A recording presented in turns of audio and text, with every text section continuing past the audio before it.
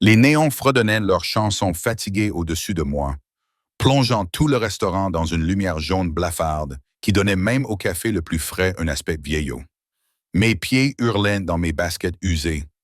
La gauche avait un trou près des orteils que j'avais recouvert de ruban adhésif 3 jours auparavant. Le ruban se décollait maintenant, et je sentais le froid s'infiltrer à chaque pas sur le sol à carreaux noirs et blancs. Il était 23h47. Il restait 13 minutes avant la fin de mon service. 13 minutes avant que je puisse enfin m'asseoir. Sophia, la table 7 a besoin d'être resservie. La voix de Margie tranchait comme un couteau dans le cliquetis des assiettes. Elle ne levait pas les yeux de la caisse, ses lunettes de lecture perchées sur le nez, tandis qu'elle comptait pour la 3e fois les recettes de la journée. « Je m'en occupe », répondis-je en attrapant la cafetière de mes mains légèrement tremblantes de fatigue. J'étais debout depuis 9 heures d'affilée, remplaçant Jenny, qui s'était encore fait porter malade. C'était la 4e fois ce mois-ci, mais je ne pouvais pas me plaindre. J'avais besoin de ces heures supplémentaires. Le loyer était dû dans 5 jours et il me manquait encore 60 $. Le restaurant sentait la graisse et le pain brûlé, mélangés à l'odeur du nettoyant bon marché à base de pain que nous utilisions pour nettoyer les sols. C'était l'odeur de la survie, de la lutte pour joindre les deux bouts, de personnes invisibles comme moi servant d'autres personnes invisibles à minuit dans un quartier où personne ne posait trop de questions. Je me faufilais dans l'étroit passage entre les banquettes, mon corps fonctionnant en pilote automatique. La cafetière était lourde et mon poignet me faisait mal à force de porter des plateaux toute la journée. La table 7 était occupée par un camionneur que je reconnaissais. Il venait tous les mardis soirs, homme à homme, commandait toujours la même chose et laissait toujours exactement 2 $ de pourboire. Alors que je m'approchais pour remplir sa tasse, la cloche au-dessus de l'entrée a sonné. Je n'ai pas levé les yeux immédiatement. La cloche sonnait sans arrêt et la plupart des clients pouvaient attendre 30 secondes pendant que je finissais ce que j'avais à faire. Mais quelque chose m'a poussé à jeter un coup d'œil vers la porte. C'était peut-être la façon dont l'air semblait changer, ou le fait que le brouhaha habituel des conversations avait baissé d'1 décibel. 3 hommes sont entrés. Non, 2 hommes sont entrés, encadrant un 3e qui ne marchait pas tant qu'il ne glissait. La première chose que j'ai remarquée, c'est le silence qui les suivait comme un cortège funèbre. La deuxième chose, c'était leur costume, cher, parfaitement coupé, du genre qui coûte plus cher que ce que je gagne en 6 mois. Les 2 hommes qui l'encadraient avaient les épaules larges et étaient alertes, leurs yeux scrutant le restaurant avec l'efficacité d'un personnel de sécurité ou de garde du corps expérimenté. Mais c'est l'homme au centre qui m'a coupé le souffle. Il était grand, avec des cheveux foncés coiffés avec une désinvolture délibérée, rehaussé de mèches argentées aux tempes qui ne faisaient que le rendre plus saisissant. Son visage était anguleux et dégageait une puissance maîtrisée, avec une mâchoire qui semblait sculptée dans le marbre et des lèvres pincées qui suggéraient qu'il souriait rarement. Son costume était gris anthracite, sa chemise si blanche qu'elle en était presque aveuglante. Et lorsqu'il bougeait, j'apercevais le reflet de boutons de manchette coûteux qui captaient la lumière fluorescente. Il n'était pas à sa place ici. Aucun d'entre eux n'avait sa place ici. Son parfum m'atteignait même depuis l'autre bout de la pièce. Un parfum boisé et coûteux. Une eau de Cologne qui coûtait probablement plus cher que mon loyer mensuel. Il transperçait la graisse et le nettoyant pour pain comme une lame transperce le beurre. « Sophia, tu vas verser ce café ou tu vas juste le tenir? » La voix du camionneur me ramena à la réalité. Mes mains tremblaient pendant que je versais et j'ai failli remplir sa tasse à rebord. « Désolé », ai-je marmonné en posant la cafetière et en attrapant un chiffon pour essuyer les quelques gouttes renversées. Quand je me suis redressé, je me suis retrouvé face à l'homme au centre. Il avait choisi une banquette, celle du coin avec le siège en vinyle déchiré que nous avions l'intention de réparer depuis longtemps. Ses 2 compagnons restaient debout, l'un près de la porte, l'autre près de la banquette, dans une position stratégique et protectrice. Son regard croisa le mien et je le ressentis comme un contact physique. Ses yeux étaient sombres, si sombres qu'ils en étaient presque noirs, et il dégageait une intensité qui fit battre mon cœur à tout rompre. Il ne sourit pas. Il ne me reconnut pas au-delà de ce seul regard brûlant. Puis son regard se détourna, me rejetant aussi facilement qu'il m'avait remarqué.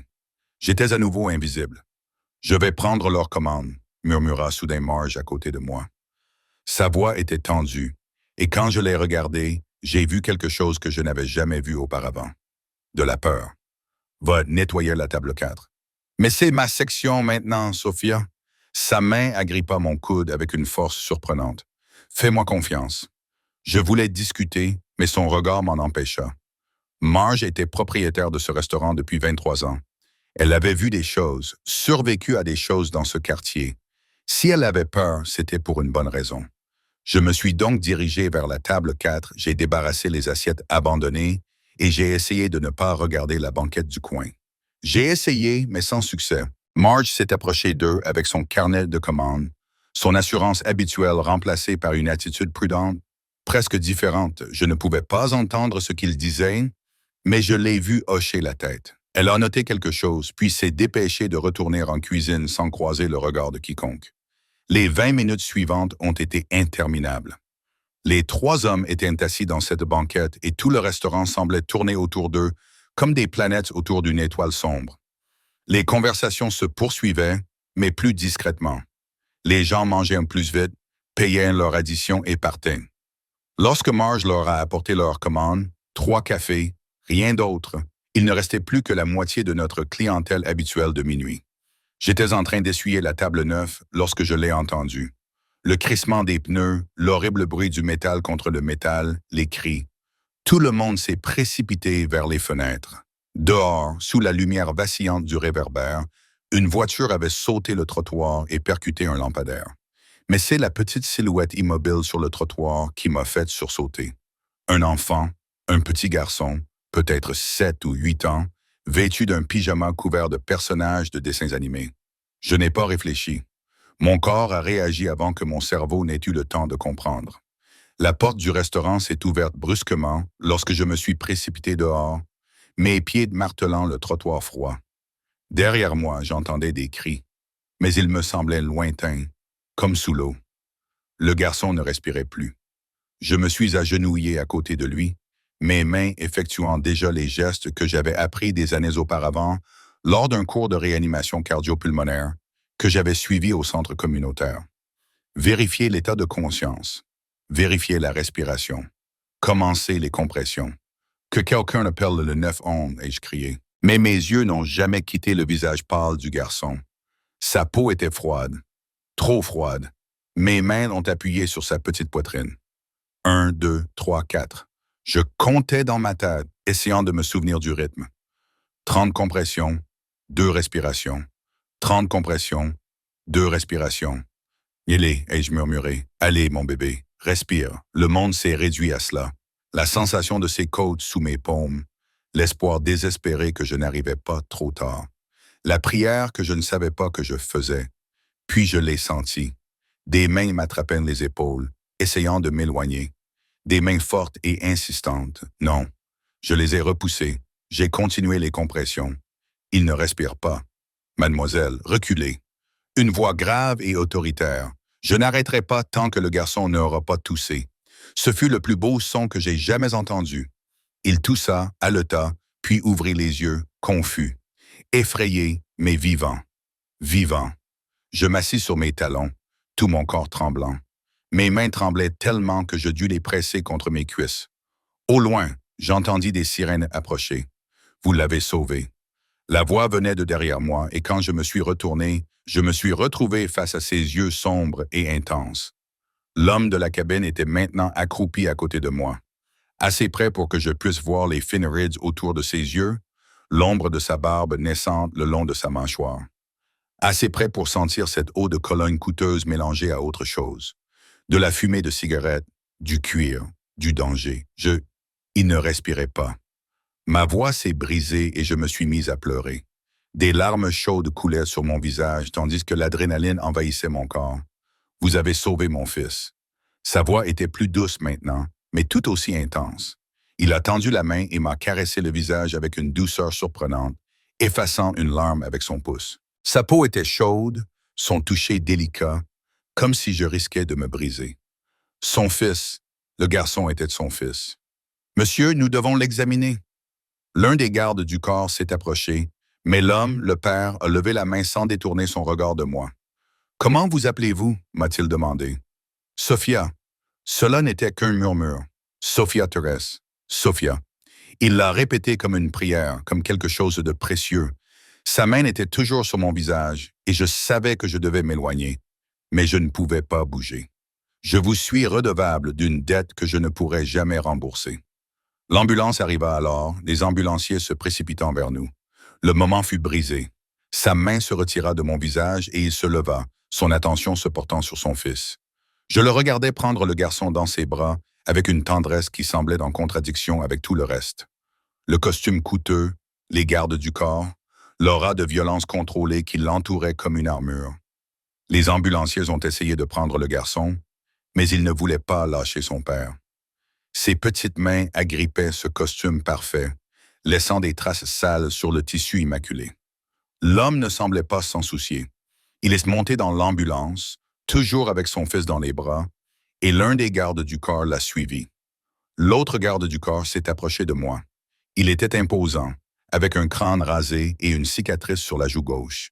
Il a fouillé dans sa veste, j'ai tressailli et en a sorti une carte de visite.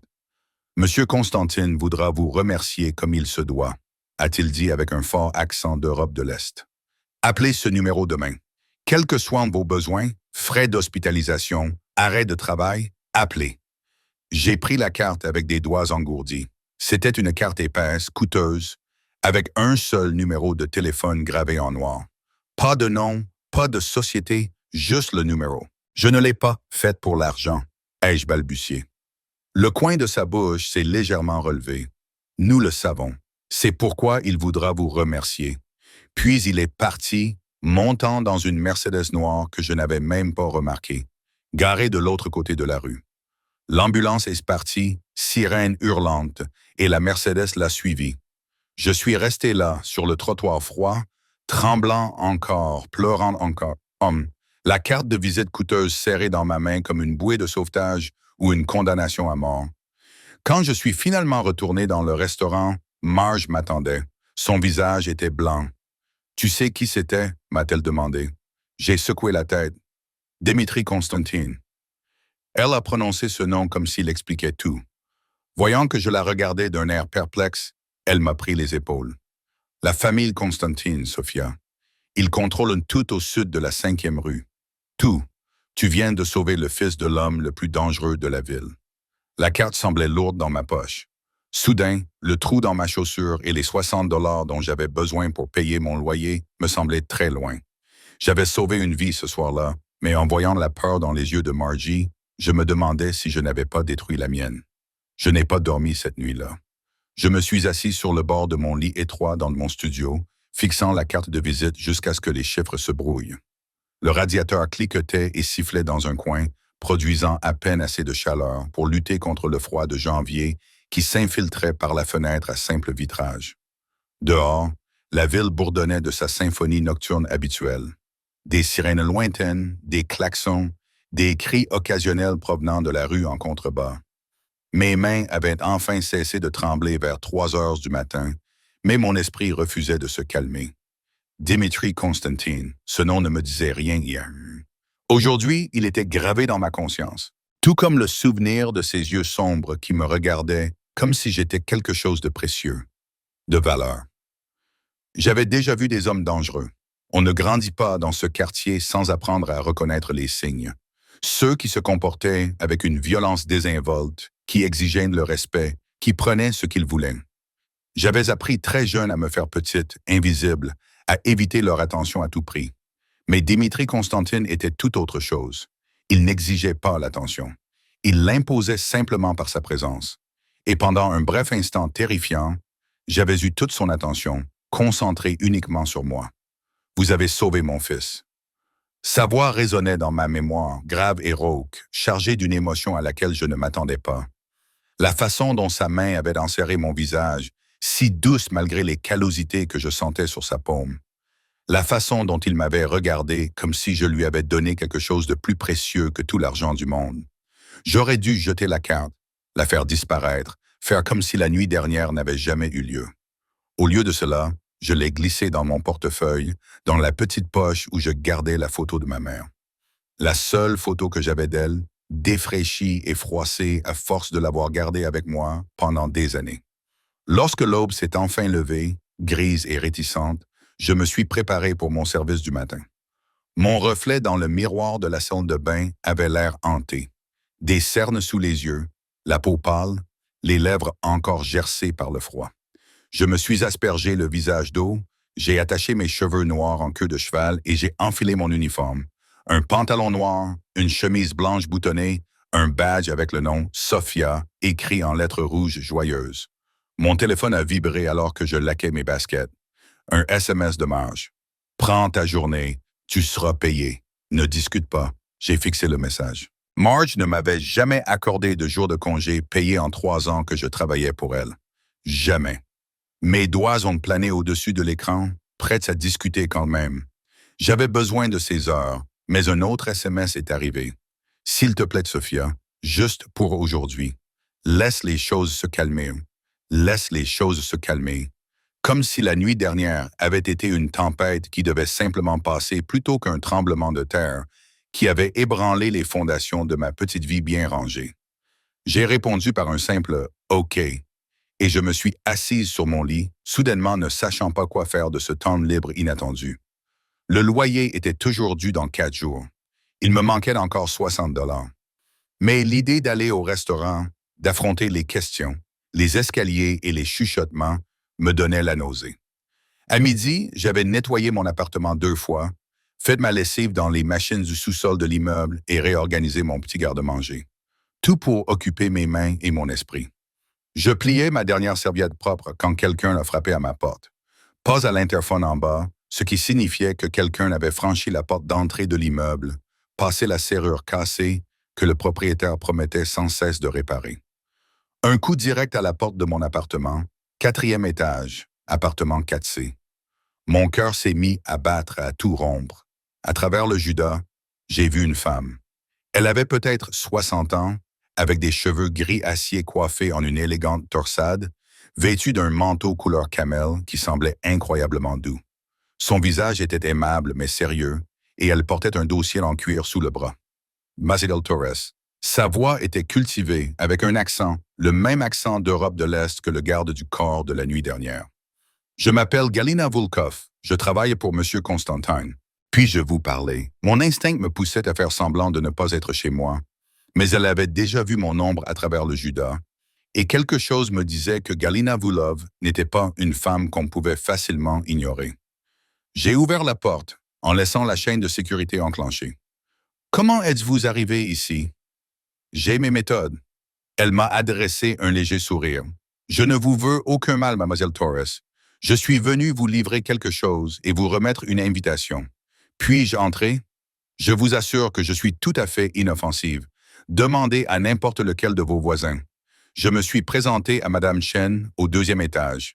Une femme charmante. Elle m'a parlé de son petit-fils. Malgré tout, je me suis retrouvé à décrocher la chaîne et à ouvrir la porte. Galina est entrée avec la grâce de quelqu'un habitué à des environnements beaucoup plus agréables. Mais son visage ne trahissait aucun jugement lorsqu'elle a découvert mon humble studio, le canapé usé que j'avais trouvé dans la rue et que j'avais retapissé moi-même. La kitchenette avec ses appareils électroménagers anciens, le lit dans le coin avec sa couette défraîchie. « Asseyez-vous, je vous en prie », ai-je dit en lui indiquant le canapé, soudain mortifié par le contraste entre sa richesse évidente et ma pauvreté. Elle s'est assise, posant son dossier en cuir sur la table basse, un morceau de contreplaqué posé en équilibre sur des caisses à lait que j'avais recouvertes d'une nappe. Tout d'abord, permettez-moi de vous remercier au nom de toute la famille Constantine pour ce que vous avez fait hier soir. Alex est le seul enfant de M. Constantine, son trésor le plus précieux. Vous lui avez rendu la vie de son fils, Alexei. Le petit garçon avait désormais un nom, une identité au-delà de son visage pâle et de son pyjama à motif de dessins animés. « Comment va-t-il » demandai-je en m'asseyant dans le fauteuil dépareillé en face d'elle. « Il se remet bien, grâce à vous. » Le médecin a dit. « Si vous n'aviez pas agi aussi rapidement ?» Elle fit une pause, et je vis une véritable émotion passer sur son visage impassible. « Vous l'avez sauvé, mademoiselle Torres, et la famille Constantine n'oublie pas ses dettes. » Elle ouvrit le dossier en cuir et en sortit une enveloppe de couleur crème, en papier épais, scellée avec ce qui semblait être de la cire véritable. Elle la posa sur la table entre nous. C'est pour vous, monsieur. Constantine voulait s'assurer que vous soyez dédommagé pour votre absence au travail et pour toutes les dépenses que vous avez pu engager. Je ne touchais pas à l'enveloppe. Je ne l'ai pas faite pour l'argent. Nous le savons. Le sourire de Galina était plus chaleureux maintenant.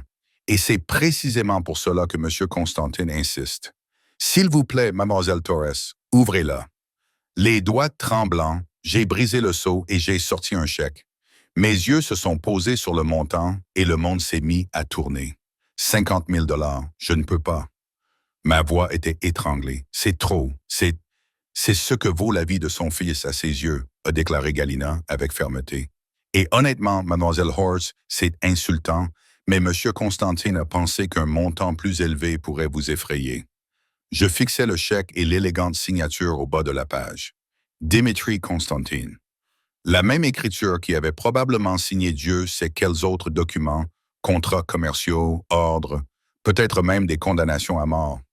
Il y a plus, continua Galina. Monsieur Constantine aimerait vous inviter à dîner demain soir pour vous remercier comme il se doit en personne. Alexei a posé des questions sur la dame Angélique qui l'a sauvé. Il souhaite également vous remercier. Je ne pense pas que ce soit une bonne idée. Je posai le chèque comme s'il risquait de me brûler. Je ne suis qu'une serveuse. Je n'appartiens pas à son monde. Vous avez sauvé la vie de son fils. Cela vous rend plus importante à ses yeux que la plupart des gens de son monde. Les yeux de Galina étaient perçants, évaluateurs, mais je comprends votre hésitation.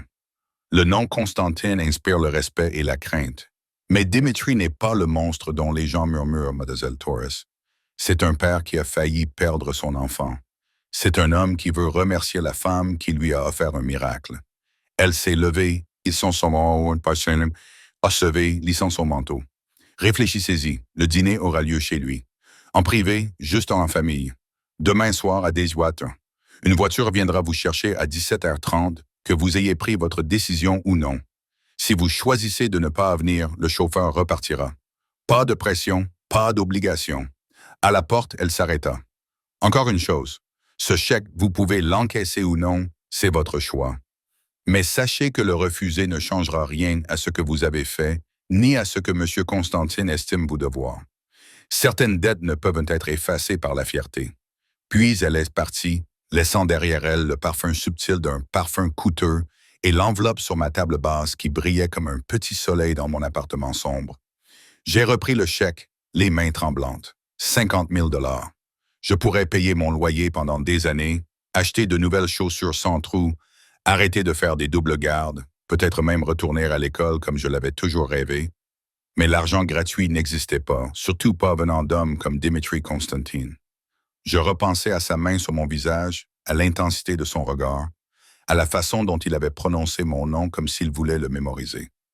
J'ai repensé au petit garçon, Alexei, agrippé au costume de son père avec ses mains sales, et au fait que Dimitri ne se souciait pas du tissu coûteux, mais seulement que son fils soit en vie. J'ai repensé aux gardes du corps, à la Mercedes, à la peur dans les yeux de Margie, et j'ai repensé au fait que, pendant un instant la nuit dernière, je n'avais pas été invisible. Le lendemain et demi s'est écoulé dans un brouillard d'indécision. Je suis allé travailler. Marge a essayé de me renvoyer chez moi, mais j'ai refusé et j'ai enduré les escaliers et les conversations chuchotées qui s'arrêtaient quand je m'approchais. Tout le monde savait ce qui s'était passé. Dans un quartier comme celui-ci, les nouvelles se propageaient plus vite que la lumière. Certaines personnes me regardaient avec respect, d'autres avec crainte, comme si j'avais été contaminé par ma proximité avec le danger. Quelques-unes m'évitaient complètement. Je n'avais pas encaissé le chèque. Il était dans mon portefeuille, à côté de la photo de ma mère. Ces 2 morceaux de papier représentaient des choses impossibles. L'amour que j'avais perdu, la richesse que je n'avais jamais imaginée. À 17h15 le lendemain soir, je faisais les 100 pas dans mon appartement. Vêtu de la seule tenue élégante que je possédais, une robe bleu marine que j'avais achetée dans une friperie pour un entretien d'embauche il y a des années. Elle était simple, modeste, légèrement trop grande aux épaules. Je l'avais assortie à mes ballerines les moins usées et j'avais essayé de faire autre chose qu'une queue de cheval avec mes cheveux. Le résultat était encore manifestement bon marché, manifestement emprunté à une vie qui n'était pas la mienne, mais c'était le mieux que je pouvais faire. À 17h28, Je me tenais à ma fenêtre et regardais une Rolls-Royce s'arrêter au bord du trottoir en bas. Elle était bleue nuit, scintillante sous les lampadaires, tellement déplacée dans cette rue délabrée qu'elle aurait tout aussi bien pu être un vaisseau spatial. Un chauffeur en est sorti, grand, large d'épaules, vêtu d'un costume et d'une casquette. Il a levé les yeux vers mon immeuble, patient, sans se presser. J'avais 2 minutes pour me décider. Le chèque dans mon portefeuille semblait brûler ma peau. Le souvenir des yeux de Dimitri, de son toucher doux, du visage pâle de son fils qui reprenait vie sous mes mains. Tout cela s'est mélangé en un élan auquel je ne pouvais résister. J'ai attrapé mon manteau, usé, rapiécé au coude, et je me suis dirigé vers l'escalier avant de pouvoir changer d'avis. Le chauffeur m'a ouvert la porte lorsque je me suis approché. C'était le même garde du corps que j'avais vu à l'hôpital, celui qui avait une cicatrice. De près, il était encore plus intimidant. « Mademoiselle Torres », dit-il avec un petit signe de tête qui pouvait être interprété comme du respect. « Je m'appelle Victor. Monsieur Constantine m'a envoyé pour vous escorter. » L'intérieur de la Rolls-Royce était un autre monde. Des sièges en cuir aussi doux que du beurre, de l'air chaud qui sentait légèrement le cèdre, des vitres teintées qui donnaient l'impression que les rues à l'extérieur appartenaient à une autre ville. Il y avait même un petit bar avec des bouteilles d'alcool coûteux rangées dans des supports sur mesure. Je m'assis, les mains jointes sur les genoux, craignant de toucher quoi que ce soit. Alors que Victor s'éloignait du trottoir, je regardais mon immeuble disparaître dans le rétroviseur. Les marches fissurées, les murs couverts de graffitis, la vie que j'avais toujours connue s'éloignait peu à peu. Je me dirigeais vers la maison de Dimitri Constantine, vers son univers, vers l'homme le plus dangereux de la ville, qui me regardait comme si je lui avais donné tout ce qui comptait. Et je n'avais absolument aucune idée si j'avais fait le bon choix ou une erreur fatale. La ville se transformait à mesure que nous roulions. Les bâtiments délabrés et les rues criblées de nids de poules de mon quartier laissèrent place à des avenues bordées d'arbres, puis à des communautés fermées avec des pelouses impeccables qui coûtaient probablement plus cher à entretenir que ce que je gagnais en un an. Victor conduisait en silence, jetant de temps en temps un coup d'œil dans le rétroviseur. Pas pour me regarder, compris-je, mais pour vérifier si nous étions suivis. Cette pensée me donna des frissons dans le dos. Nous roulâmes pendant 40 minutes, quittant complètement la ville. Les maisons devenaient plus grandes, plus espacées, cachées derrière des murs de pierre et des portails en fer. C'était là que vivaient les vieilles fortunes, celles qui n'avaient pas besoin de s'afficher, et apparemment aussi les nouvelles fortunes, le genre dangereux qui s'était acheté une place avec de l'argent et de la peur.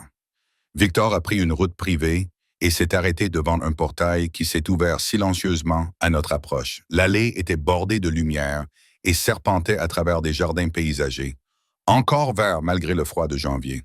Puis la maison est apparue, et j'ai eu le souffle coupé. Elle n'était pas ostentatoire. Pas de colonnes dorées ni de statues de marbre, mais elle était imposante. Des lignes épurées et une architecture moderne. Le verre et la pierre se mariaient pour former quelque chose qui semblait tout droit sorti d'un magazine.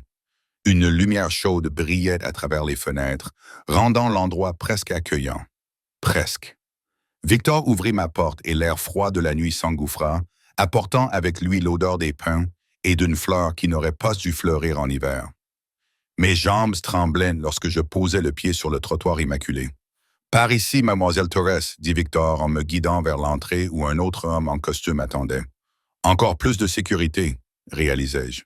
Combien de personnes Dimitri Constantine employait-il juste pour assurer sa sécurité? La porte d'entrée s'ouvrit avant que nous l'atteignions. Une femme se tenait là, Galina, vêtue d'une élégante robe noire qui rendait ma tenue achetée dans une friperie encore plus inadéquate. Mais son sourire était chaleureux, sincère, lorsqu'elle tendit la main pour prendre la mienne. « Sophia, je suis ravi que vous soyez venue. Monsieur Constantine est avec Alexei, mais ils descendront bientôt. Venez, laissez-moi prendre votre manteau. » J'ai retiré mon manteau rapiécé et j'ai regardé Galina le remettre à un autre membre du personnel sans le juger. L'intérieur de la maison était à couper le souffle. De hauts plafonds, des œuvres d'art originales aux murs, des meubles qui semblaient à la fois coûteux et confortables. Mais l'atmosphère était chaleureuse, habitée. Je pouvais voir un dessin d'enfant collé sur le réfrigérateur, visible depuis l'entrée de ce qui devait être la cuisine. Une paire de petites baskets était posée près de l'escalier. Une maison, pas seulement un logement. Cette prise de conscience m'a surprise. Tu es nerveuse? M'a demandé Galina, gentiment, en me guidant vers ce qui semblait être un salon. Terrifiée, ai-je admis, puis j'ai immédiatement regretté ma franchise.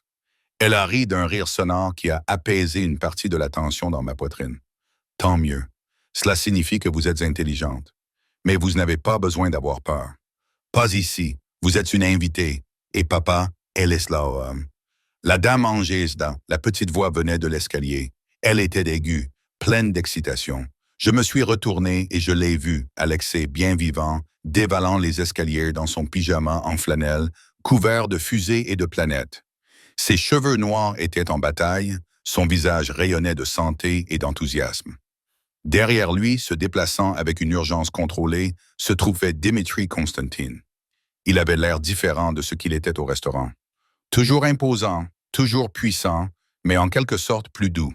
Il portait un pantalon sombre et une chemise blanche aux manches retroussées. Il ne portait pas de cravate et le bouton du haut de sa chemise était défait. Ses cheveux étaient légèrement ébouriffés, comme si de petites mains les avaient ébouriffés. Et son visage, ce visage sévère et contrôlé, s'est transformé en un léger sourire lorsqu'il a vu son fils courir vers moi. « Alexa, ralentis !» a-t-il crié, mais il n'y avait pas vraiment d'ordre dans sa voix, seulement de l'affection. Le garçon s'arrêta brusquement devant moi, ses yeux sombres, si semblables à ceux de son père, écarquillés d'émerveillement. « Tu m'as sauvé », dit-il, la voix pleine d'admiration. Papa dit, « Tu as fait repartir mon cœur. » Comme par magie. Je m'agenouillais pour me mettre à sa hauteur, le cœur serré à le voir en bonne santé et heureux. « Ce n'est pas de la magie, dis-je doucement, juste quelque chose que n'importe qui aurait fait. » Non, la voix de Dimitri était plus proche maintenant. Je levai les yeux et le vis debout derrière son fils, une main posée de manière protectrice sur l'épaule du garçon. Pas n'importe qui. La plupart des gens auraient attendu l'ambulance. Vous n'avez pas hésité. Nos regards se croisèrent et je ressentis à nouveau cette intensité, cette concentration qui me donnait l'impression d'être la seule personne au monde. Il me regardait comme il l'avait fait cette nuit-là. Mais il y avait autre chose maintenant. Quelque chose qui faisait battre mon cœur plus vite pour des raisons qui n'avaient rien à voir avec la peur. Je suis contente qu'il aille le bien. Je me suis relevé. Ce mouvement m'a rapproché de Dimitri suffisamment pour sentir son parfum. Une eau de Cologne différente ce soir, quelque chose avec de la bergamote et du cèdre, mais en dessous, cette même touche de danger, de puissance à peine contrôlée. Oui, je vais très bien. Alexis m'a pris la main avec l'affection spontanée d'un enfant qui avait décidé que j'étais son ami. Sa petite main était chaude, confiante. Papa dit, « Tu dînes avec nous.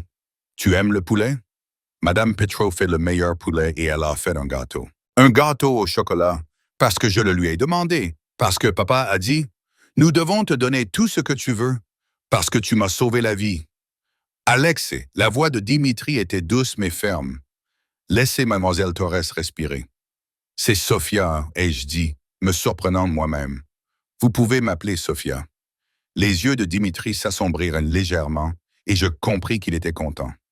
Sophia, répéta-t-il, et la façon dont il prononça mon nom, doucement, prudemment, comme s'il le savourait, envoya une vague de chaleur à travers mon corps qui n'avait rien à voir avec la chaleur de la maison. Le dîner fut surréaliste.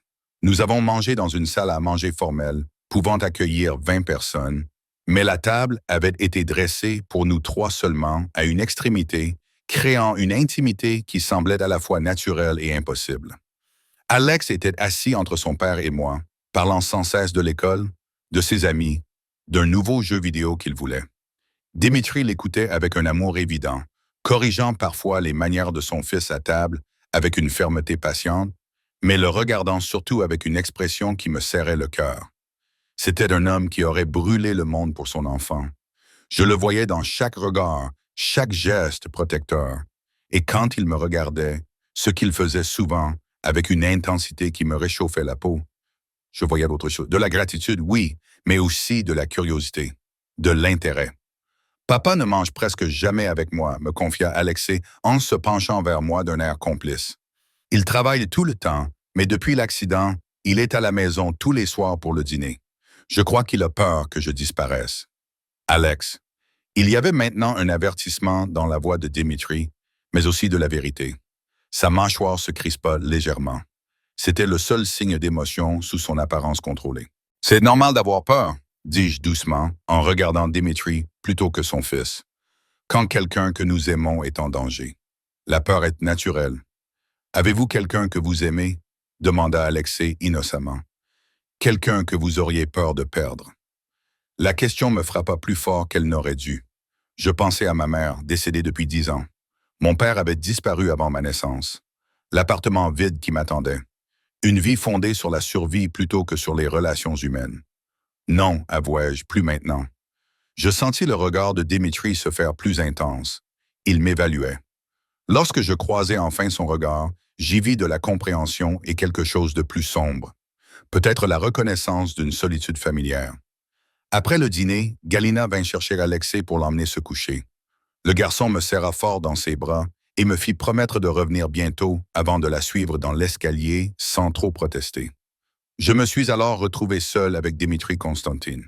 « Venez, m'a-t-il dit en se levant, allons discuter dans un endroit plus confortable. » Il m'a conduite dans un bureau, tout en bois sombre et en cuir, avec des étagères tapissant les murs et un feu crépitant dans sa cheminée. À travers les fenêtres, je pouvais voir le terrain éclairé par un subtil éclairage paysager, s'étendant dans l'obscurité. Il a versé 2 verres d'un liquide ambré provenant d'une carafe en cristal et m'en a tendu un. Nos doigts se sont effleurés et j'ai ressenti ce contact comme une décharge électrique. « Du whisky, dit-il, vieilli 20 ans. Je ne bois pas souvent, mais ce soir me semble être une occasion qui mérite d'être marquée. » Je pris une gorgée hésitante. Il brûlait en descendant, mais laissait une finale chaude et douce, chère comme tout le reste dans cette maison. Dimitri s'assit dans l'un des fauteuils en cuir et me fit signe m'invita à m'asseoir dans l'autre. Le feu projetait des ombres sur son visage, soulignant ses traits anguleux et sa force maîtrisée. Il avait remonté ses manches et je pouvais voir ses avant-bras musclés, marqués de cicatrices estompées, qui racontaient des histoires que je ne voulais probablement pas connaître. « Vous n'avez pas encaissé le chèque, dit-il. Ce n'était pas une question. Je ne peux pas accepter autant d'argent. Pourquoi? » Il se pencha en avant, les coudes sur les genoux, le verre de whisky suspendu entre ses doigts. « Tu l'as mérité. Plus que mérité. Je ne l'ai pas fait pour être payé. Je l'ai fait parce qu'un enfant était en train de mourir. Je l'ai regardé dans les yeux, refusant de céder malgré l'intensité de son regard. Si je prends cet argent, cela change ce qui s'est passé. Cela en fait une transaction plutôt que la bonne chose à faire. » Il est resté silencieux pendant un long moment, m'observant de ses yeux sombres et impénétrables. Le feu crépitait. Dehors, j'ai entendu le bruit lointain du portail qui s'ouvrait et se refermait. Des patrouilles de sécurité, probablement. « Tu n'es pas celle que j'attendais, a-t-il finalement dit. Qu'attendais-tu? Quelqu'un qui prendrait l'argent sans poser de questions. Qui en demanderait peut-être davantage? Qui verrait une opportunité et la saisirait? » Il a bu une gorgée de whisky et j'ai regardé sa gorge bouger lorsqu'il a avalé. « Tout le monde veut quelque chose de moi, Sophia. Tout le monde a un intérêt, un prix, un plan. Mais toi, tu t'agenouilles dans le froid pour sauver la vie de mon fils. Et ensuite, tu refuses d'être payé. Soit tu es incroyablement noble, soit tu es incroyablement stupide. Peut-être les deux, dis-je, me surprenant moi-même par mon audace. Le whisky me réchauffait de l'intérieur. Ou peut-être était-ce le feu. Ou peut-être était-ce la façon dont il me regardait.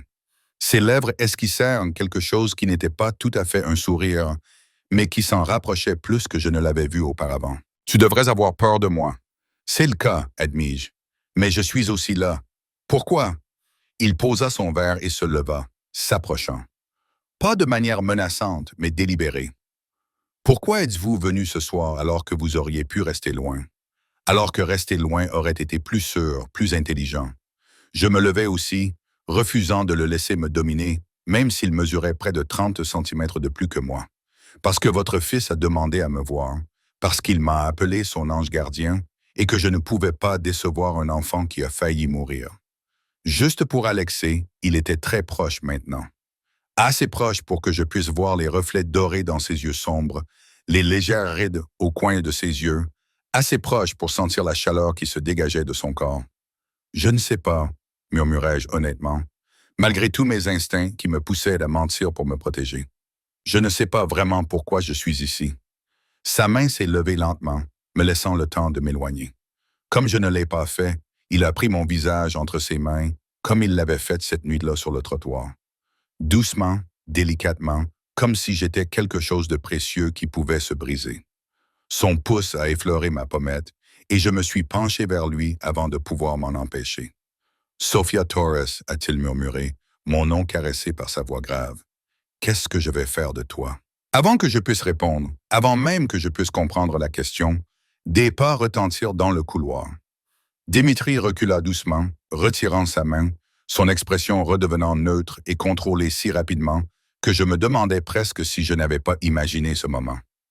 Victor apparut dans l'embrasure de la porte. « Monsieur, vous avez un appel. C'est urgent. » La mâchoire de Dimitri se crispa. « Je vais prendre l'appel dans l'autre pièce. » Il me regarda et une lueur de frustration passa sur son visage. « Sophia, je m'excuse. Cela ne prendra que quelques minutes. » Il partit, suivi de Victor, et je me retrouvais seul dans le bureau, le cœur battant à tout rompre, le souvenir de son contact encore chaud sur ma peau.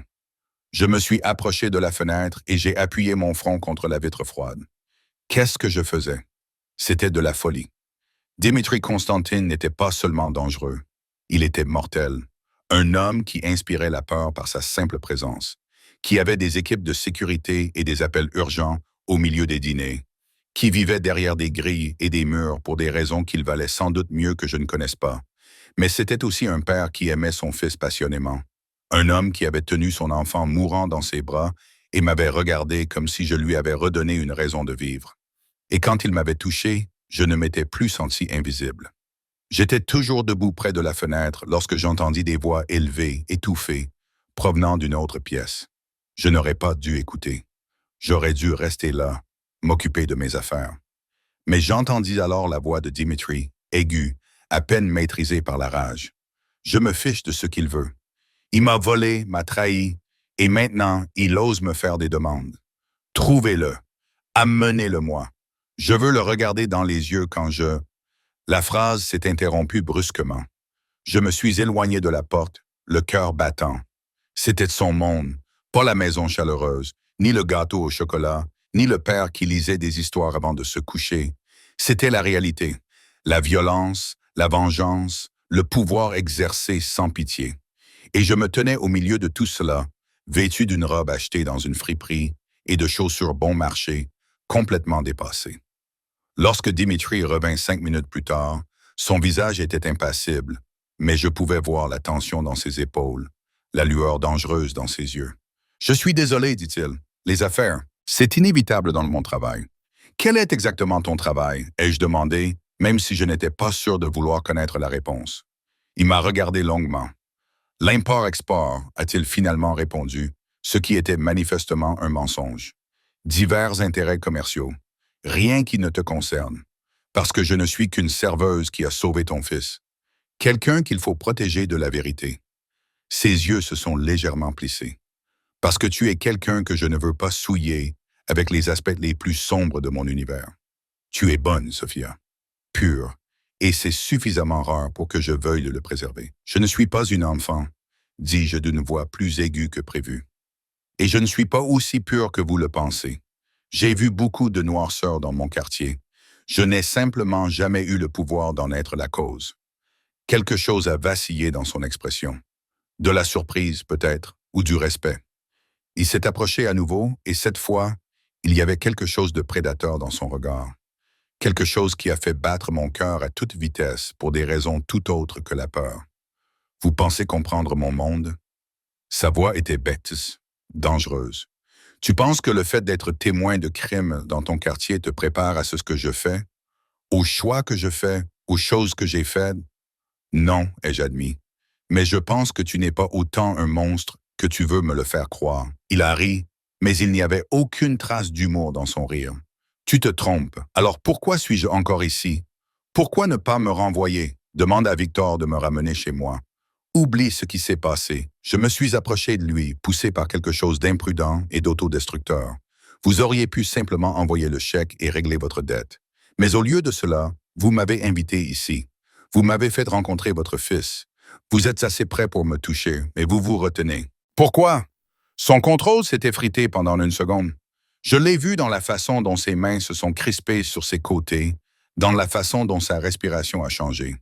Parce que depuis le moment où vous vous êtes agenouillé sur ce trottoir pour sauver mon fils, vous êtes la seule chose à laquelle je pense. Parce que vous m'avez regardé comme si j'étais un être humain, pas un monstre. Parce que quand je vous touche, je me souviens de ce que c'est que de vouloir quelque chose qui ne repose pas sur la peur, le pouvoir ou l'obligation. La confession flottait entre nous, brute et honnête. Puis son téléphone a vibré, encore et encore.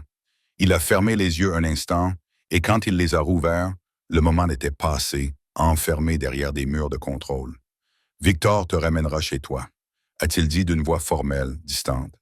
Merci d'être venu ce soir, d'avoir été gentil avec Alexis, d'avoir...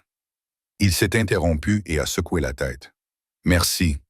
Il me renvoyait, me chassait avant que cela, quoi que ce soit, n'aille plus de loin. J'aurais dû être soulagé. Au lieu de cela, je me sentais presque dévasté. Victor réapparut comme s'il avait été appelé par télépathie.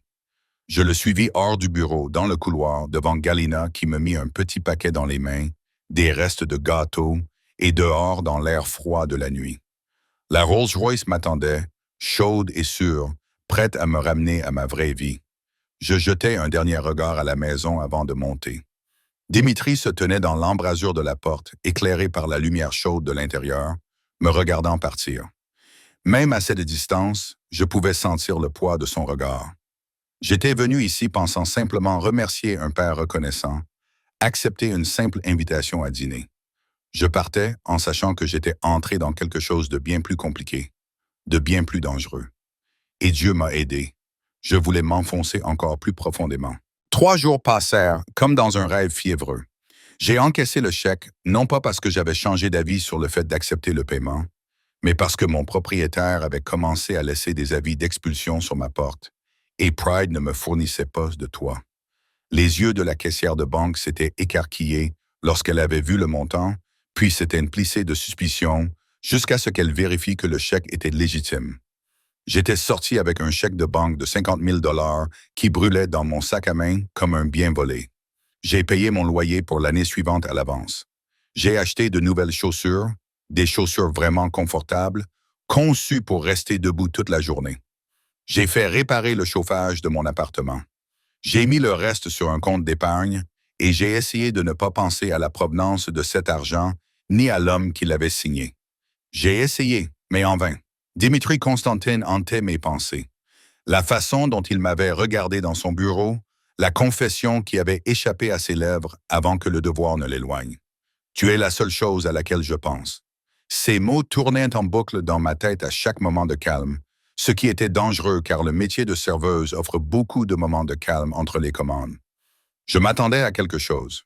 Une autre visite de Galina, un coup de téléphone, Victor qui se présenterait au restaurant, mais il n'y avait rien. Juste le silence et le souvenir de son contact sur mon visage, et le souvenir de ses yeux sombres qui m'avaient regardé comme si j'avais de l'importance. C'était peut-être mieux ainsi. Peut-être avait-il réalisé le danger de se rapprocher trop de quelqu'un de mon monde, quelqu'un qui ne pouvait pas comprendre sa vie. Peut-être n'étais-je qu'une brève fascination rendue intéressante uniquement par les circonstances de notre rencontre. Cette pensée me faisait plus mal qu'elle n'aurait dû. Le 4e jour, j'étais en train d'essuyer les tables pendant l'heure de pointe du déjeuner lorsque Marge m'a touché l'épaule. « Sophia, tu as un visiteur. Il dit que c'est important. » Je levai les yeux et vis une jeune femme debout près de l'entrée. Elle avait d'environ 25 ans, belle de cette beauté naturelle qui vient d'un jean bien coupé et d'un entretien coûteux. Elle portait un jean de marque et un pull en cachemire, ses cheveux blonds tombant en boucles parfaites. Tout en elle criait l'argent et les privilèges. Elle me regardait avec une hostilité à peine dissimulée. « Je peux vous aider ?» demandai-je en posant mon chiffon. « Vous êtes Sophia Torres, ce n'était pas une question. » Son accent était américain mais raffiné, le genre d'accent que l'on acquiert dans les écoles privées. La serveuse qui a sauvé Alex et Constantine. Une alarme s'est déclenchée dans ma tête. « Qui êtes-vous » ? Elena Voulov, la fiancée de Dimitri. Elle l'a dit comme si elle revendiquait son territoire, marquait ses limites. Nous devons parler en privé. Mon cœur s'est arrêté. Fiancée. Bien sûr, il avait une fiancée. Les hommes comme Dimitri et Constantine ne restaient pas célibataires. Ils avaient des femmes qui correspondaient à leur statut, à leur richesse, à leur monde. Des femmes comme cette créature raffinée devant moi, pas des serveuses avec des trous dans leurs chaussures. Je travaille, dis-je, détestant le son de ma voix, faible, défensive. Faites une pause. Le sourire d'Helena était froid. Je vous promets que cela ne prendra pas longtemps. Marge observait la scène depuis derrière le comptoir, l'air inquiet. Je lui fis un petit signe de tête. Ça va. Et je conduisis Helena vers la table la plus éloignée des autres clients. Elle glissa en face de moi, posant son sac de créateur sur la chaise avec un bruit sourd qui coûtait probablement plus cher que mon loyer mensuel. De près, elle était encore plus belle. Une peau parfaite, des yeux verts qui m'évaluaient avec une précision clinique. « Je vais aller droit au but, » dit Helena. « Dimitri, vous êtes reconnaissant pour ce que vous avez fait. Nous le sommes tous. Mais votre implication dans notre famille prend fin aujourd'hui. Je ne suis pas impliqué dans votre famille, dis-je en essayant de garder une voix calme. J'ai sauvé la vie d'un enfant, c'est tout. Vraiment, Helena se pencha en avant et je vis l'acier sous la beauté. Alors pourquoi Dimitri t'a-t-il invité chez nous? Pourquoi a-t-il dîné avec toi et Alex? Pourquoi est-il distrait depuis des jours, commettant des erreurs inhabituelles parce que son esprit est ailleurs? Chaque question me transperçait comme une petite lame. Je ne sais pas de quoi tu parles. Ne fais pas l'idiote, ça ne te ressemble pas. La voix d'Helena baissa d'un ton, devenant plus intense. Je sais que tu as encaissé son chèque. Je sais que tu imagines probablement déjà ce que ce serait d'être avec un homme comme lui, d'avoir accès à son argent, à son pouvoir. Mais laisse-moi être très clair. Dimitri et moi sommes ensemble depuis 3 ans. Nous allons nous marier dans 6 mois. Nos familles sont liées depuis des générations. Ce que tu penses qu'il s'est passé entre vous n'était que de la gratitude mêlée à l'émotion suscitée par l'accident d'Alex. Rien de plus. Je n'ai jamais dit qu'il s'était passé quelque chose entre nous. J'ai réussi à le faire, mais mon visage était en feu. Tu n'avais pas besoin de le faire. Je peux le lire sur ton visage. Le sourire d'Helena était maintenant compatissant, ce qui était pire que l'hostilité. Tu n'es pas la première femme à développer des sentiments pour lui. Et tu ne seras pas la dernière. Dimitri est magnétique, puissant, protecteur, exactement le genre d'homme dont rêvent les femmes comme toi. Mais il appartient à un monde que tu ne comprendras jamais, avec des règles que tu ne peux même pas imaginer. Et surtout, il m'appartient. Elle a fouillé dans son sac et en a sorti son téléphone, a fait défiler les photos, puis a tourné l'écran vers moi. Des images d'elle et de Dimitri à des galas, au restaurant, sa main sur son bras, sa main sur sa taille. Sur une photo, il dansait et elle le regardait avec une adoration évidente. Sur une autre, il semblait être à une réunion de famille. Alex était assis sur les genoux de Dimitri, tandis qu'Helena se tenait derrière eux, sa main possessive posée sur l'épaule de Dimitri. Une famille. Ils avaient l'air d'une famille. Nous avons une vie ensemble, a poursuivi Helena en rangeant son téléphone. Un avenir planifié. Des enfants que nous allons avoir. Alexis m'adore. Je fais partie de sa vie depuis qu'il a 4 ans. Sa mère est morte quand il était bébé, et je suis la personne qui se rapproche le plus d'une mère pour lui. Chaque mot était un coup précis destiné à faire mal. Et ça marchait. Voici ce qui va se passer, dit Helena d'une voix dure. Tu vas rester loin de Dimitri et Alexis. Plus de dîners, plus de visites. S'ils te contactent, tu refuseras poliment. Tu retourneras à ta vie et nous retournerons à la nôtre. En échange, tu garderas l'argent et tu t'en sortiras indemne. Indemne? Le mot sortit plus sèchement que je ne l'aurais voulu. Est-ce une menace? C'est une mise au point, dit Helena en se levant et en lissant son pull. Dimitri est un homme dangereux, Sophia. Les gens de son milieu ne respectent pas les règles normales. Tu as sauvé son fils, ce qui te vaut d'une certaine protection, mais cette protection a ses limites. Si tu franchis certaines limites, même la gratitude ne te sauvera pas.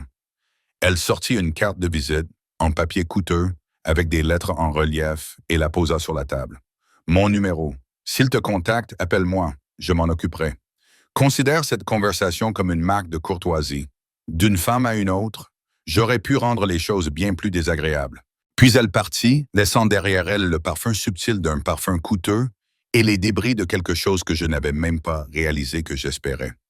Je suis resté assise dans cette cabine pendant 20 minutes après son départ, fixant sa carte de visite, me sentant stupide, petite et naïve. Bien sûr, Dimitri avait une fiancée.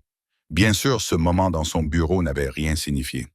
Il était probablement expert dans l'art de faire sentir aux femmes qu'elles étaient spéciales, de leur faire croire qu'elles étaient différentes, uniques. J'avais été idiote. Quand je me suis enfin levé, mes jambes étaient chancelantes. Marge est apparue à mes côtés, l'air inquiet. « Ça va, chérie? » « Oui, ai-je menti. C'est juste un malentendu. » Mais cette nuit-là, seul dans mon appartement, je me suis laissé aller à pleurer. Pour le fantasme que je m'étais construit dans ma tête, pour la façon dont Dimitri m'avait regardé comme si j'avais de l'importance. Pour ce bref instant où je m'étais senti vu plutôt qu'invisible. Tout cela n'avait été qu'une illusion, un jeu de circonstances et de gratitude. Je devais l'oublier, passer à autre chose, retourner à ma vraie vie. Sauf que ma vraie vie avait déjà changé de manière irrévocable. 2 jours plus tard, je quittais le restaurant après mon service de nuit lorsque j'ai remarqué la voiture, une Mercedes noire, garée de l'autre côté de la rue, le moteur en marche. J'avais vu suffisamment de films pour savoir ce que cela signifiait, mais j'étais trop fatigué et trop bouleversé pour me soucier du danger. La portière arrière s'est ouverte et Victor est sorti. « Mademoiselle Torres, montez dans la voiture. »« Ça ne m'intéresse pas. » ai-je répondu en accélérant le pas vers l'arrêt de bus. Il a facilement suivi mon rythme. Sa grande silhouette était à la fois menaçante et protectrice. « Monsieur Constantine veut vous voir. »« C'est urgent. Dites à Monsieur Constantine que je suis occupé. Dites-lui que j'ai bien compris son message transmis par sa fiancée. » L'expression de Victor ne changea pas, mais quelque chose passa dans son regard. « Il ne sait pas qu'Elena vous a parlé. » Je m'arrêtai de marcher. « Quoi? Elena ne parle pas au nom de Monsieur Constantine. Elle parle en son nom et dans l'intérêt de sa famille. » La voix de Victor était basse. « Attention. S'il vous plaît, Mademoiselle Torres, venez. Si vous voulez toujours partir après avoir entendu ce qu'il a à dire, je vous ramènerai moi-même chez vous et vous n'entendrez plus jamais parler de nous. » Tous mes instincts me poussaient à refuser, à protéger ce qui restait de ma dignité. Mais il y avait quelque chose dans la voix de Victor, une urgence, presque une supplication qui me fit hésiter. « D'accord, dis-je, mais c'est la dernière fois. » Le trajet fut plus long cette fois-ci, dans une direction différente, non pas vers la maison de Dimitri, mais vers le quartier industriel où les entrepôts et les usines étaient sombres et silencieux. Ma bravade initiale s'estompa lorsque Victor s'arrêta devant un bâtiment quelconque, aux fenêtres couvertes, dont l'extérieur ne laissait rien deviner de ce qui se trouvait à l'intérieur. « Où sommes-nous » demandai-je, la peur envahissant ma voix. « Dans un endroit privé où nous ne serons pas dérangés, » répondit Victor en sortant de la voiture et en ouvrant ma portière. « Monsieur Constantine vous attend à l'intérieur. Vous êtes en sécurité, Mademoiselle Torres. Je vous donne ma parole. » J'en avais appris suffisamment sur le monde de Dimitri pour savoir que la parole de Victor avait réellement du poids. Il était loyal, honorable à sa manière. S'il disait que j'étais en sécurité, c'était probablement le cas. Probablement. L'intérieur de l'entrepôt avait été transformé en quelque chose d'inattendu. Une salle de boxe. Des sacs lourds étaient suspendus à des chaînes. Un ring trônait au centre. Des poids et des équipements étaient alignés le long des murs. L'air sentait la sueur, le cuir et la détermination. Et dans le ring, torse nu et luisant de transpiration, se trouvait Dimitri Constantine. Il frappait un sac lourd avec une fureur contrôlée. Chaque coup était précis et puissant. Je pouvais voir le jeu des muscles de son dos et de ses épaules, les cicatrices qui marquaient sa peau, certaines anciennes et estompées, d'autres plus récentes. C'était un homme qui s'était battu, qui avait saigné, qui avait survécu à des choses qui auraient détruit des personnes plus fragiles. Il frappa le sac une dernière fois, puis s'arrêta, le torse haletant. Il savait que j'étais là, je pouvais le deviner à la façon dont ses épaules se crispaient, mais il ne se retourna pas immédiatement. « Victor, laisse-nous, » dit-il d'une voix rauque. Victor hésita. « Monsieur, maintenant » La porte se referma derrière Victor, et je me retrouvai seul avec Dimitri dans cet espace caverneux. Lentement, il se tourna vers moi, et l'intensité de son regard me coupa le souffle. Il semblait différent d'ici, brut, plus dangereux. L'homme d'affaires raffiné, le père contrôlé, tout cela n'était que des masques. C'était là quelque chose de plus proche de sa véritable nature. Elena est venue te voir, dit-il. Ce n'était pas une question. Oui, et elle t'a dit de rester loin de moi avec lui, que nous sommes fiancés, que je lui appartiens. Il attrapa une serviette et s'essuya le visage et la poitrine. Mais ses yeux ne quittèrent pas les miens. Qu'a-t-elle dit d'autre? Que je suis idiot de penser que notre dîner signifiait quelque chose, que tu étais juste reconnaissante et émotive, que je devrais prendre l'argent et disparaître de ta vie. Ma voix était plus calme que je ne l'étais. Avait-elle tort? Dimitri jeta la serviette et sortit du ring avec une grâce mortelle. Il s'approcha de moi et je me forçai à rester immobile, même si tous mes instincts me poussaient à fuir. Pas par peur, par instinct de survie, car la façon dont il me regardait allait me détruire. Elena Voulovest beaucoup de choses, dit-il en s'arrêtant à quelques centimètres de moi. Belle, intelligente, liée à des familles puissantes. Nos pères ont arrangé nos fiançailles il y a des années. Une alliance stratégique pour renforcer les liens commerciaux. Elle a été patiente, attendant que je fixe une date, jouant le rôle de la fiancée dévouée. Donc, elle disait la vérité. Ses mots avaient un goût amer. Elle disait sa vérité, pas la mienne. Sa main se leva, ses doigts s'effleurant ma mâchoire avec une douceur qui contrastait fortement avec la violence dont je venais d'être témoin. Je n'ai jamais accepté de l'épouser, Sophia. Je ne lui ai jamais fait de demande en mariage. Je ne lui ai jamais donné de bague. Je ne lui ai jamais fait de promesses que je n'avais pas l'intention de tenir. Nos familles ont supposé, arrangé, décidé. Mais pas moi. Alors pourquoi pense-t-elle cela? Parce que je l'ai laissé faire. Parce que refuser catégoriquement aurait signifié une guerre entre nos familles et j'avais des problèmes plus importants à régler. Parce qu'il était plus facile de laisser les gens croire ce qu'ils voulaient que de se battre pour cela. Son pouce effleura ma lèvre inférieure et je ne pus empêcher le frisson qui me parcourut. Jusqu'à toi, moi, cela sortit à peine comme un murmure. À partir du moment où tu as sauvé Alexei, tout a changé. Je ne pouvais m'empêcher de penser à toi. Cette femme qui m'a rendu mon fils sans rien attendre en retour, qui m'a regardé sans crainte, sans calcul, juste avec honnêteté, qui a pleuré sur un trottoir froid parce que tu te souciais de la vie ou de la mort de l'enfant d'un inconnu. Il était si proche maintenant. Je pouvais sentir la chaleur qui se dégageait de son corps. Je pouvais voir son pouls rapide à sa gorge. Sais-tu ce que tu m'as fait, Sophia Torres? Tu m'as donné envie de choses auxquelles je pensais avoir renoncé. Tu m'as fait croire que je pouvais peut-être avoir quelque chose de réel, quelque chose qui ne repose pas sur des alliances, des stratégies et des jeux de pouvoir. Je suis serveuse et je dis, même si je me suis penché vers lui, je vis dans un studio dans le pire quartier de la ville. Je n'ai rien à t'offrir. Tu as tout. Son autre main a alors pris mon visage, me tenant comme si j'étais infiniment précieuse. Tu es la première personne depuis des années qui me fait me sentir humaine plutôt qu'une arme que tout le monde veut pointer dans la direction de son choix. Elena a dit, je me fiche de ce qu'Elena a dit. Sa voix est devenue presque sauvage. Elle n'a pas à décider ce que je veux. Elle ne me possède pas, peu importe ce que notre famille a arrangé. Et elle n'a certainement pas le droit de te faire fuir en te faisant croire que tu ne comptes pas pour moi. Vraiment, j'avais besoin de l'entendre. J'avais besoin qu'il le dise clairement. Je compte pour toi. Tu me terrifies, admit-il, son front venant se poser contre le mien. Parce que tu me donnes envie d'être meilleur que ce que je suis. Parce que chaque fois que je te vois, je veux te garder, te protéger, te revendiquer comme mienne d'une manière qui est probablement malsaine et certainement dangereuse. Parce que pour la première fois de ma vie, je suis prêt à déclencher une guerre pour une femme. Ses lèvres étaient si proches des miennes, son souffle chaud contre ma peau. Dis-moi que tu ne le ressens pas aussi. Dis-moi que j'imagine cette connexion entre nous. Dis-moi que tu veux que je te ramène chez toi et que je ne te recontacte plus jamais. Dis-le-moi, Sophia, et je te laisserai partir. J'aurais dû le dire. J'aurais dû me protéger, m'éloigner, choisir la sécurité plutôt que cette chose terrifiante et impossible qui nous attirait l'un vers l'autre.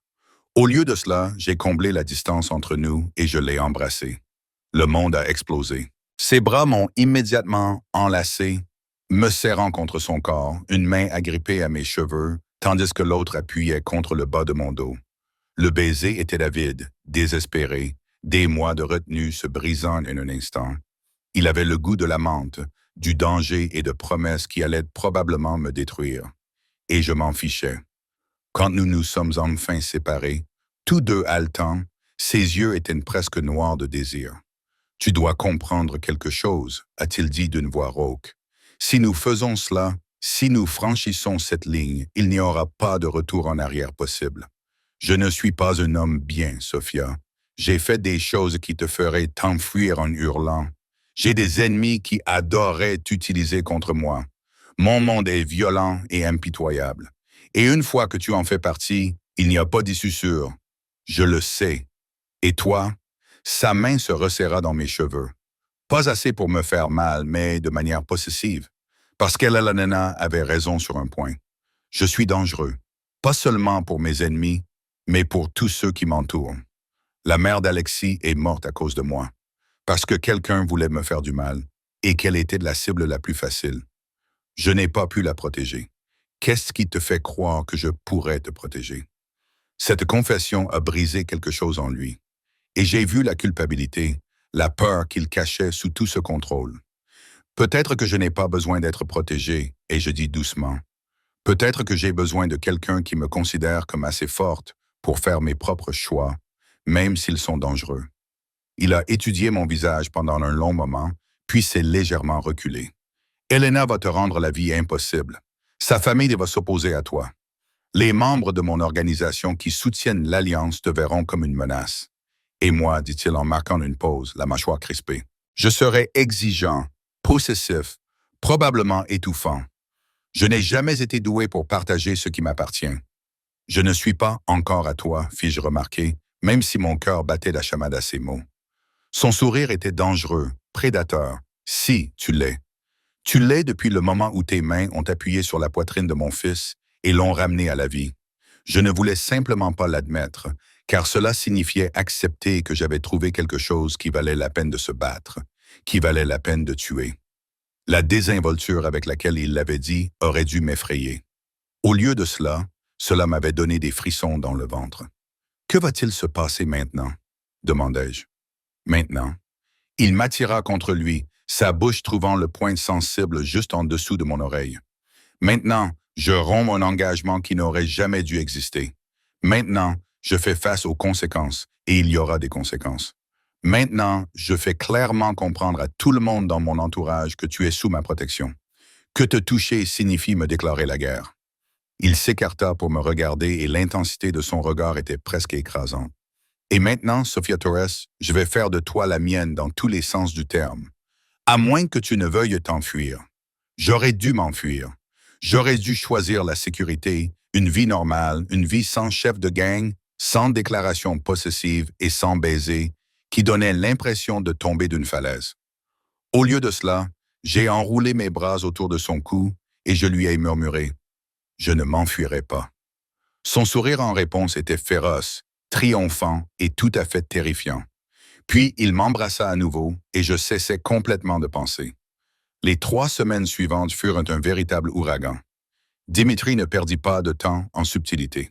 Le lendemain matin de notre nuit dans l'entrepôt, où nous avions parlé jusqu'à l'aube, nous embrassant entre 2 confessions, découvrant les cicatrices de l'autre, il appela Elena et mit fin à leur arrangement. Je n'étais pas là pour entendre la conversation, mais Victor m'a dit plus tard qu'elle avait été brutale. Elena avait crié, menacé, promis que sa famille se vengerait. Dimitri était resté de marbre. Il lui avait dit que certaines choses valaient la peine de se battre. Victor a dit quelque chose comme le respect dans sa voix, il me ramenant chez moi ce matin-là, et que tu étais l'une de ces choses. Les retombées ont été immédiates et violentes. La famille d'Elena, les Voulov, une vieille famille aristocratique russe qui avait reconstruit son empire en Amérique grâce à des entreprises légitimes et à des accords moins légitimes conclus en coulisses. Ils comptaient sur leur alliance avec les Constantins pour étendre leur territoire. Et le rejet de Dimitri était une humiliation publique qu'il ne pouvait ignorer. En quelques jours, j'avais une sécurité. Pas seulement Victor, mais une équipe de 3 hommes qui se relayaient pour me suivre partout, au travail, à l'épicerie, et même au restaurant pendant mes services. Marge a failli avoir une crise cardiaque la première fois qu'ils se sont présentés. Mais Dimitri l'a appelé personnellement et lui a expliqué que ma sécurité n'était pas négociable. Ces hommes restent où Sophia ne travaille plus ici, lui a-t-il dit, d'un ton qui ne souffrait aucune discussion. À toi de choisir. Marge avait jeté un coup d'œil à mon visage, y voyant quelque chose que je ne voulais pas admettre, et avait accepté. Les menaces ont commencé le 4e jour. Une brique a été lancée à travers la fenêtre de mon appartement, accompagnée d'une note. Ne touche pas à ce qui ne t'appartient pas. Des fleurs fanées ont été déposées à l'entrée du restaurant. Des appels anonymes ont été passés sur mon téléphone, avec pour seul bruit une respiration à l'autre bout du fil. La réponse de Dimitri fut rapide et terrifiante. 2 des entrepôts de Volkov brûlèrent dans des incendies mystérieux. 3 de leurs principaux distributeurs décidèrent soudainement de changer de camp. Le message était clair. Touche à ce qui m'appartient et je détruirai tout ce que tu as construit. J'aurais dû être horrifié par la violence commise en mon nom. Au lieu de cela, une partie sombre de moi se sentait protégée, revendiquée, digne d'être défendue. Tu es fou, ai-je dit à Dimitri un soir, debout dans son bureau pendant qu'il examinait les rapports de ses hommes. Déclencher une guerre pour une serveuse que tu connais à peine. Il a levé les yeux de ses papiers, ses yeux sombres, intenses. Je sais tout de toi, Sophia. Je sais que tu as fait tes études dans un établissement public tout en cumulant 3 emplois. Je sais que ta mère est morte d'un cancer quand tu avais 15 ans et que tu es seule depuis. Je sais que tu envoies de l'argent à l'hôpital pour enfants de St. Mary's tous les mois, même si tu peux à peine te le permettre, parce qu'une infirmière a été gentille avec ta mère pendant ces derniers jours. J'ai eu le souffle coupé. Comment? Je me suis donné pour mission de le savoir. Il s'est levé et a contourné le bureau pour s'approcher de moi avec cette grâce prédatrice qui faisait battre mon cœur à toute vitesse. Et je sais que tu es assez courageuse pour sauver un enfant mourant sans hésiter. Assez têtue pour refuser d'être payée pour avoir fait ce qu'il fallait, et assez forte pour entrer dans mon monde les yeux grands ouverts, même si tu sais à quel point c'est dangereux. Il a pris mon visage entre ses mains et l'a relevé pour croiser mon regard. Alors non, je ne vais pas déclencher une guerre pour une serveuse que je connais à peine. Je déclare la guerre pour la femme qui me fait croire que je peux être plus qu'un monstre en costume chair. La femme dont je suis en train de tomber amoureux. Cette confession m'a coupé le souffle. Dimitri, je sais que c'est trop tôt. Je sais que tu n'es pas prêt à l'entendre. Son pouce a effleuré mes lèvres. Mais je n'ai jamais été patient quand il s'agit d'obtenir ce que je veux. Et je te veux, tout entier. Tes sourires, ta langue acérée et ta noblesse ridicule. Ton passé, ton présent et tout l'avenir que tu me laisseras avoir. Tu as raison, murmurai-je. C'est trop tôt. C'est fou. Nous nous connaissons depuis moins d'1 mois. Et pourtant, tu es ici, chez moi, me laissant déclencher des guerres pour toi. M'embrassant comme si tu te noyais et que j'étais l'air. Son sourire était sombre et entendu. Dis-moi que tu ne le ressens pas aussi. Dis-moi que ce n'est que de la gratitude, de la fascination ou une folie passagère qui finira par passer. Je ne pouvais pas, car malgré la folie, malgré le danger, malgré toutes les raisons logiques de fuir, je tombais amoureuse moi aussi. Amoureuse de la façon dont il se comportait avec Alexei, patient, aimant et farouchement protecteur. Amoureuse des moments de vulnérabilité qu'il ne montrait qu'à moi. Des confessions murmurées dans l'obscurité. Je tombais amoureuse de l'homme qui se cachait derrière le monstre, celui qui me regardait comme si j'étais son salut. Je le ressens, ai-je admis. Que Dieu me vienne en aide. Je le ressens aussi. Son baiser était possessif, revendicatif, plein de sombres promesses. Et je l'ai embrassé avec la même avidité, sachant que je m'engageais dans quelque chose de magnifique et de terrible, et de complètement irréversible. La guerre avec les Vulov s'est intensifiée au cours des 2 semaines suivantes. Davantage de dégâts matériels ont été causés des 2 côtés. 2 des hommes de Dimitri ont fini à l'hôpital, l'un avec un bras cassé, l'autre avec une commotion cérébrale. La violence était contrôlée, stratégique, chaque geste visant à exercer une pression sans déclencher un bain de sang généralisé. Mais tout le monde savait que cela ne pouvait pas durer. « Il faut que cela cesse », m'a dit Galina un après-midi, le visage habituellement impassible marqué par l'inquiétude. Nous étions dans la cuisine de Dimitri pendant qu'Alex était à l'école, et elle m'apprenait à faire des pilmeni, des raviolis russes qui étaient apparemment les préférés de Dimitri. Les autres familles commencent à s'inquiéter. Elles font pression sur les 2 camps pour qu'ils règlent ce problème avant qu'il ne dégénère et n'affecte les affaires de tout le monde. Qu'est-ce que cela signifie? Ai-je demandé, les mains immobiles au-dessus de la pâte. Cela signifie qu'il y aura une réunion, une négociation, Les Vulov exigeront une compensation pour la rupture des fiançailles, pour l'humiliation publique. Elle a marqué une pause, choisissant ses mots avec soin. Ils pourraient t'exiger. Un frisson m'a parcouru les veines. Quoi? Pas pour te faire du mal. Même les Vulov ne sont pas assez stupides pour assassiner quelqu'un sous la protection de Dimitri, mais ils pourraient exiger que tu quittes la ville. Reste loin de lui. Accepte de ne plus jamais le revoir, ni Alexei. Elle couvrit mes mains saupoudrées de fleurs avec les siennes. Et si tu refuses, si Dimitri refuse, la violence s'intensifiera. Des gens mourront, peut-être même des innocents pris entre deux feux. Donc c'est moi le problème. Ces mots avaient un goût amer. Si je partais, tout cela disparaîtrait. Si tu partais, Dimitri mettrait le feu à la ville pour te retrouver. La voix de Galina était douce mais ferme. Ne crois pas que tu peux régler ce problème en te sacrifiant. Il ne te laissera pas partir. Et honnêtement, je ne pense pas que tu veuilles partir non plus. Elle avait raison. Malgré tout le danger, la violence, les complications impossibles, je ne voulais pas partir. J'avais trouvé quelque chose ici. Quelque chose que j'avais cherché toute ma vie sans le savoir. Un foyer, une famille, un homme qui me regardait comme si j'étais tout son univers. La rencontre eut lieu 3 jours plus tard. Dimitri ne voulait pas que je sois présente, mais j'insistais. Cela me concerne, argumente-t-il. Je mérite de participer à la conversation. Nous trouvâmes un compromis. J'assisterai à la rencontre, mais je resterai silencieuse, laissant Dimitri et ses conseillers mener les négociations. Victor et 2 autres gardes resteraient à proximité et, au premier signe de danger réel, ils me feraient sortir. La rencontre a eu lieu en territoire neutre, dans une salle privée d'un restaurant haut de gamme appartenant à l'une des vieilles familles italiennes qui avaient servi de médiateur dans le conflit. La salle était élégante, sans fenêtre, avec une longue table et des chaises qui coûtaient probablement plus cher qu'une voiture. Les Vulov sont arrivés les premiers. Elena était magnifique dans sa robe rouge sang, ses cheveux blonds parfaitement coiffés, son visage masqué par une froide fureur. Son père l'accompagnait, Mikhail Vulov, aux cheveux argentés et distingués, avec des yeux comme des éclats de glace. 2 gardes du corps les encadraient, puis Dimitri est arrivé et la température de la pièce a chuté de 10 degrés. Il portait un costume noir qui le faisait ressembler à la mort en vêtements de créateur, le visage totalement inexpressif. Je m'assis à côté de lui, Victor se tenant derrière ma chaise comme une sentinelle. Le médiateur, un Italien âgé nommé Don Caruso, ouvrit la séance. Nous sommes ici pour résoudre le différend entre les familles Constantine et Volkov concernant la rupture des fiançailles et les malentendus qui ont suivi. Des malentendus. La voix de Mal était dure, marquée par son accent et sa colère. Ma fille a été humiliée publiquement.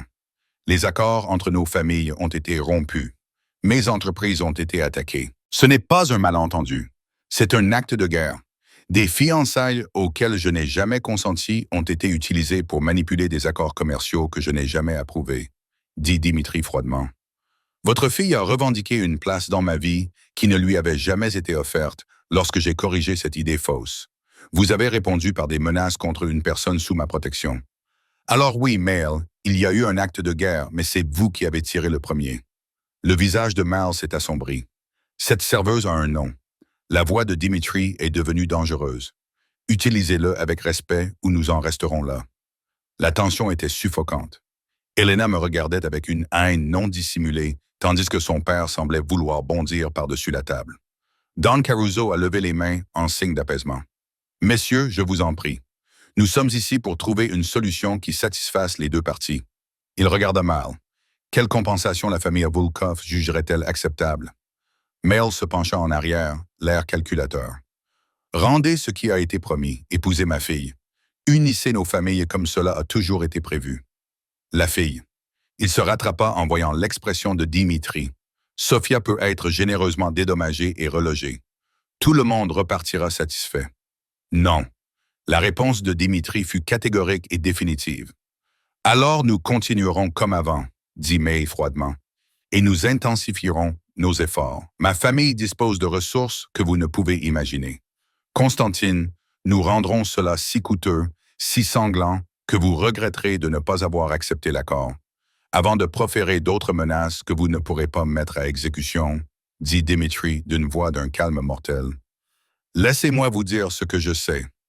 Il sortit un dossier et le fit glisser sur la table. Votre organisation a une fuite, Mail. Quelqu'un de haut placé dans votre organisation fournit des informations au FBI depuis 6 mois. Des noms, des dates, des transactions, tout ce dont ils ont besoin pour porter des accusations contre toute votre famille. Le visage de Mal pâlit. Elena s'empara du dossier et le feuilleta, les mains tremblantes. Je vis son visage changer à mesure qu'elle lisait. Je vis le moment où elle comprit que ces informations étaient réelles. Où avez-vous trouvé ça? La voix de Mel était à peine maîtrisée. Est-ce important? Dimitri se pencha en avant. Ce qui importe, c'est que j'ai des copies, de nombreuses copies.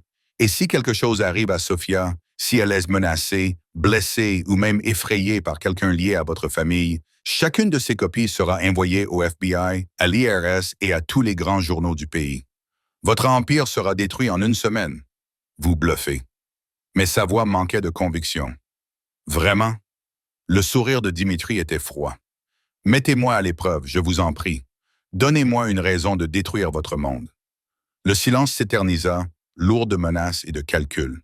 Finalement, Don Caruso prit la parole. Il y a peut-être un terrain d'entente, Monsieur Constantine. Seriez-vous disposé à offrir une forme de compensation pour apaiser les difficultés sociales causées par la rupture des fiançailles? Dimitri me regarda, son expression s'adoucissant légèrement, puis se tourna vers les Volkov. Je verserai 2 millions de dollars à la famille Volkov pour toute perturbation commerciale causée par la situation. En échange, ils annonceront publiquement que les fiançailles ont été rompues d'un commun accord, sans rancœur de part et d'autre. Elena sera présentée comme celle qui y a mis fin afin de protéger sa réputation. Et surtout, Sophia Torres deviendra totalement inaccessible. Pas de menaces, pas d'intimidation, pas de contact. Elle est sous ma protection permanente. 3 millions, rétorqua Mel. 2 millions et demi. Et je ne divulguerai pas les informations du FBI pendant 5 ans. Cela vous laissera le temps de mettre de l'ordre dans vos affaires. La voix de Dimitri était ferme. C'est ma dernière offre. Je vis Mel réfléchir. Le coup d'une guerre prolongée contre le coup d'accepter ses conditions. Finalement, il acquiesça d'un signe de tête raide. D'accord. Elena se leva brusquement, sa chaise raclant le sol. Vous faites une erreur, dit-elle, la voix tremblante de rage, en regardant Dimitri. Elle n'est rien, une inconnue. Elle ne s'intégrera jamais dans votre monde. Elle ne comprendra jamais ce dont vous avez besoin. Elle ne pourra jamais vous donner ce que j'aurais pu vous donner. Tu te trompes, dit Dimitri, sans méchanceté. Elle est tout, et c'est quelque chose que tu ne comprendras jamais. Le visage d'Elena se décomposa un instant, non pas de colère, mais de véritable douleur. Puis le masque revint, froid et parfait. Elle sortit sans un mot, suivie de son père et de ses gardes du corps. Une fois qu'ils furent partis, je laissai échapper un soupir dont je ne savais pas que je le retenais. La main de Dimitri trouva la mienne sous la table et la serra doucement. « C'est fini ?» demandai-je. « C'est fini » confirma-t-il. « Tu es en sécurité. Nous sommes en sécurité. » Don Caruso sourit, la première expression sincère que je lui voyais afficher. « L'amour des jeunes, dit-il en secouant la tête. Il cause toujours des problèmes, mais ça en vaut toujours la peine, n'est-ce pas? » Les conséquences furent étonnamment calmes. Les Volkov ont tenu parole. En moins d'une semaine, les pages mondaines rapportaient qu'Elena avait mis fin à ses fiançailles à l'amiable, qu'elle se concentrait sur ses propres projets commerciaux et qu'il n'y avait aucune rancœur. La violence a cessé, les menaces ont disparu, la vie est revenue à quelque chose de presque normal, ce qui semblait impossible. Je travaillais toujours au restaurant. Dimitri détestait ça. Il voulait que je démissionne, mais je refusais de renoncer à cette partie de mon indépendance. Nous avons trouvé un compromis. J'ai réduit mes heures de travail et suivi des cours du soir à l'université communautaire afin d'obtenir le diplôme que j'avais toujours voulu. Dimitri a payé les frais de scolarité. Et avant que je puisse protester, il m'a fait remarquer qu'il dépensait plus que cela pour un seul dîner d'affaires. Alors autant le laisser investir dans mon éducation. Alex est devenu une présence constante dans ma vie. Je le récupérais à l'école 2 fois par semaine, l'aidais à faire ses devoirs, l'emmenais au parc. Il m'appelait Sophia. Mais parfois, quand il était fatigué ou heureux, cela devenait Sophie, dit avec une telle affection que mon cœur se serrait. Et Dimitri. Dimitri était tout ce qu'il avait promis et plus encore. Exigeant, oui, possessif et protecteur au point d'étouffer parfois, mais aussi tendre d'une manière qui me surprenait. patient avec mes peurs et mes insécurités concernant son monde, fier de chaque petite réussite dans mes cours. 6 mois après notre rencontre avec les Vulov, par une chaude soirée d'été, Dimitri m'a ramené à l'entrepôt où nous nous étions embrassés pour la première fois. Mais celui-ci avait été transformé.